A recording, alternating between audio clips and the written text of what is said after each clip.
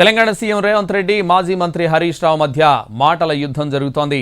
కాంగ్రెస్ ఇచ్చిన మాట ప్రకారం రుణమాఫీ అమలు చేశామన్న రేవంత్ రెడ్డి గతంలో హరీష్ రావు చేసిన రాజీనామా సవాల్కు కట్టుబడి ఉండాలని డిమాండ్ చేశారు. అయితే రైతు రుణమాఫీ అందరికీ ఇవ్వలేదని హరీష్ రావు ఆరోపించారు. ఇదే అంశాన్ని తాను నిరూపిస్తానన్నారు. కావాలంటే ఏ ఊరికైనా రావాలని సీఎం రేవంత్కు సవాల్ విసిరారు హరీష్ రావు. మళ్ళీ అదే ఖమ్మం గడ్డ మీద నుంచి ఇవాళ సవాలు విసురుతున్న హరీష్ రావు, నీలో చీము నెత్తురుంటే రాజీనామా చెయ్యి. నువ్వెట్లాగూ రాజీనామా చెయ్యవు, నీది సిగ్గులేని జాతి. అందుకే ఇవాళ నువ్వు రాజీనామా చేయకపోతే అమరవీరుల స్తూపం దగ్గరకు వచ్చే ముక్కు నేలకు రాజు.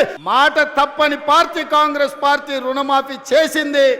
నేను విసిరిన సవాల్ను వెనక్కి తీసుకుంటున్నాను. తెలంగాణ రైతాంగానికి క్షమాపణ చెప్పు. రేవంత్ రెడ్డి గారికి నేను సవాల్ విసురుతున్నా. నిజంగా సంపూర్ణంగా రైతు రుణమాఫీ పూర్తయిందంటే నువ్వే చెప్పు, ప్లేస్ చెప్పు, డేట్ చెప్పు, టైం చెప్పు, ఏ జిల్లాకు పోదాం, ఏ మండలానికి పోదాం, ఏ గ్రామానికి పోదాం, నువ్వు చెప్పు, నేను వస్తా. నా నియోజకవర్గానికి వస్తావా, నీ నియోజకవర్గానికి పోదామా, రాష్ట్రంలో ఎక్కడ పోదామో నువ్వే డిసైడ్ చేయి.